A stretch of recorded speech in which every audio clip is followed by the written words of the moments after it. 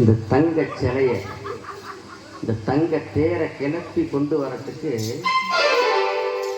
இதுக்கு தான் செய்வேன். எதுக்குமே நீ அமைக்கப்பட்ட சின்ன கவட்டை.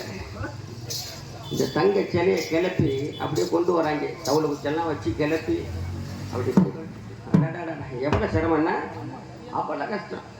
அப்படியே வரதுக்குள்ள ரிங்கிட்டு வரதுக்குள்ள ஆஹா அடி கரிசல்ல சிமையில. ஆனா அதுக்கு ஏற்ற மாதிரி மச்சினி போடுவ போறச்சுமா டப்பா டப்பா டப்பா டப்பா தங்க தகத்தா.